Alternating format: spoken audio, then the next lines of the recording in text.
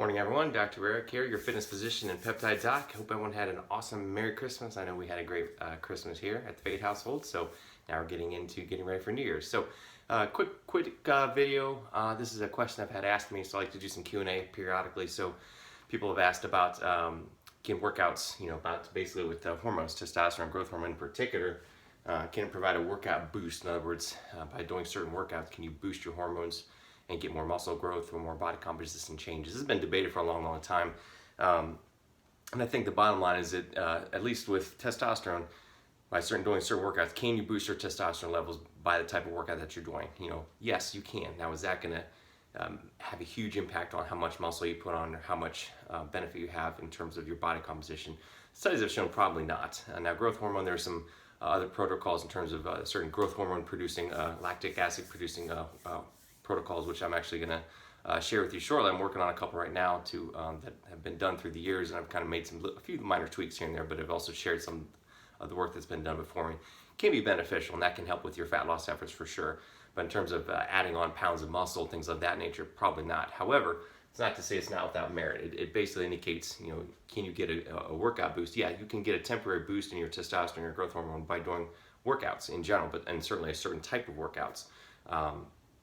But basically, is it can have minimal impact on your body. Now, in terms of fat loss, in terms of boosting growth hormone, that's debatable. Some studies say yes, some say no. I think if you're doing it a certain way consistently for a period of time and dialing in your nutrition, yeah, it can definitely help your fat loss efforts. In terms of boosting testosterone to the point where it's going to pack on the muscle, that's probably not going to happen. However, there's still a benefit though. Basically indicates that if your levels are going up during a workout, if you would measure them, and they have done these in studies, yeah, it can definitely go up. Is there any harm in that? Of course not. Any bump you get in your positive hormones is a good thing, right? Just like any spike in cortisol is not always a good thing. Compared to, say, drinking alcohol, yeah, taking a sip here, a sip there, in the end, is that going to be a huge deal? No, but is it harmful? It's probably not the best thing for you. I mean, alcohol, we all love our alcohol, but if you're sipping it throughout the day, every single day, probably not a good thing. Alcohol is a toxin after all. So, again, so basically if you're getting a little boost of the good hormones throughout, the workout, that's a good thing. It's not going to make a huge impact on packing on muscle things, but it's providing a benefit. It's still helpful. So no harm in that. So it's a good thing. It's a goal you want to shoot for. It indicates, and if you're having that happen, it's basically indicative of a productive workout. You're minimizing your cortisol, your stress hormones, you're boosting anabolism, you're decreasing catabolism. That's a good thing. That's what you want. So in the end, all those little efforts can definitely add up. So on top of everything else you're doing properly, it's going to be beneficial to you. If you're eating right, you're sleeping, you're managing your stress, these little bumps by working out in the right way is going to be helpful. So that's the biggest thing. So the biggest, even more important, is that you want to avoid a post-workout drop in your hormones. So if you're burning the candle at both ends, you're not sleeping, you're just working out 7 days a week, probably not a good thing. You're going to jack up your stress hormones too much. You're not going to recover. Your muscle growth is going to stop. You're going to have more catabolism than anabolism. You're probably more cortisol, and eventually you're going to burn out. It's going to affect your sleep, your mood, and everything of this nature. It's going to affect all your neurotransmitters. So that's not a good thing. So biggest thing is you want to prioritize your workout, right? Prioritize your routine. Stick with the compound movement. Stick with the structured protocol. If you're doing growth hormone, lactic acid, you want to do higher reps, slightly lighter weight, shorter rest periods, and really get that lactic acid production. For testosterone, typically higher weights, rest sets of anywhere between 5 to 8 or so. Close to 89% of your RPE of your rate of perceived exertion. In other words, you're lifting heavy, resting a minute or two between sets, and you're hitting hard. Not a lot of rest between sets, but better than what you're on lactic acid. Like I said, about a minute and a half. Whereas with the lactic acid training, you're really cranking hard. You're doing sets of 20, for example, with maybe 30 to 60 seconds between sets. So, but focus on the big compound movements: your presses, your pulls, deadlifts, squats. Your pull-ups, chins, dips, things of that nature. And crank, really hitting all those muscles, getting that synergistic activity of all the big muscle groups. One of the biggest things is workout time. If you're in the workout for more than an hour and a half, 2 hours, you're just not working out. Really 45 minutes. Is Leo Costa stated this years ago when he worked out with the Bulgarians, Charles Poliquin, many people. 45 minutes to an hour, I think, is plenty. If you're doing more than that, you're probably starting to peak your anabolism, starting to get into catabolism. So if you're doing an efficient workout, it shouldn't take more than that anyway. Most of my workouts are 30 to 45 minutes. That's really all you need. Maybe you can go up to an hour if you're adding some cool down, some stretching and things of that nature. But again, minimizing that catabolism, finding that nice balance. 45 minutes is plenty. Maybe an hour at the most, but That's big, that's key. So if you're working out for an hour and a half, 5-6 days a week, you're doing too much. So prioritize your routine, keep your workouts to 45 minutes or so, and of course recovery. Recovery is key. You build while you rest. So make sure you're adequately resting in between workouts. Monday, Wednesday, Friday full body routine is fine. Or if you're doing like a split routine, make sure you got adequate rest. You're not working, pounding, squats, 5 days a week, things of that nature, consistently. Yeah, you could flirt with overtraining, really hitting hard for maybe a week or so, but then have a back off week.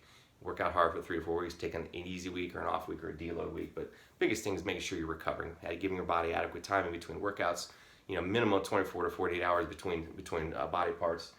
I know people are going to debate this, and can you work out arms 5 days a week or do certain things? Yeah, certainly. But again, the big compound movement, squats, the press, you're not going, give it at least 24 to 48 hours between those movements. Give your body time to rest. And you tear it down, you're stressing your body when you're working out, but you build it when you recover. So make sure adequate time of recovery, and of course, recovery in general. Make sure your lifestyle, nutrition is dialed in. Make sure you're sleeping 7-8 hours of sleep at night. Your stress is managed. You're eating properly, not eating junk food. You're eating the whole foods, balanced diet. Maybe you're doing time restricted eating, but your stress is minimized, everything's under control. And obviously we can't control everything all the time. Things are gonna be a little bit out of balance, but if you're not, again, listen to your body. If you're not feeling it, if you're tired, fatigued, and worn out, take it easy, take an off day, walk, or do something else, modify your workout. But these things have to be dialed in. Of course, there's different things you can do in terms of supplementation. If you're missing something, if there's something you don't digest a certain nutrient properly, or you're just not getting certain food groups or nutrients because of your diet. If you're vegan, you might, for example, you need some B vitamins, some B12, iron, things of this nature, where you just for whatever reason, maybe you did genetic analysis, or you've done some biome or a Genova test or something. Your body, your gut's just not handling something. You might need to detox or take a certain supplement because you don't absorb it properly because of some genetic issues or something in your body. So sometimes you just want to optimize it. Maybe everything's fine, but you want to take it, take some betaine or some beta-alanine or some creatine pre and post workout. Those are beneficial, certainly, and I recommend a lot of those. If you're healthy, take it. These things can help. All these little things add up. Like I said, if you're doing all these little things, it can definitely take you to the next level. So take some. If you want to take a pre-workout, it's fine. Definitely, I'm a big fan of like creatine and amino acids, making sure you get enough protein. Glutamine is fantastic, especially post-workout. I can go into supplements on another talk, but these are key. And a lot of times, of course, optimizing with hormones and peptides. If you need hormone optimization or peptide optimization, this can certainly take you to the next level. I've had great success treating patients, myself and others, with peptides, with other patients with HRT. These things, again, if you're deficient, can be optimized, can be made even better. I can definitely boost your recovery and help your healing and boost anabolism and help with lipolysis or fat burning with peptides very safely and effectively. So if you have any questions about that, reach out to me. But this is key. So biggest thing is optimize your body first. Get your levels to where you need to, get your hormone levels where they need to be first. Then go into the workout, and you're going to make it better. You're not going to make it worse. If you're already way down here, you're not sleeping, you're not eating right, all these things, a workout isn't going to make a big difference in your hormones. You got to get optimized. Go in hard, kind of like going into the race with a full tank. Don't run it to E and then try to expect it to hit Mach 1, right? So anyway, I hope that helps. If you have any other questions about that, reach out to me. Look out for my next video. I'm going to finish up on I did a talk on thymus and beta 4. I'm going to finish up on that, and we'll hit some other peptides. We're going to bounce back and forth. So everyone have a great, safe holiday weekend, and we will talk to you soon.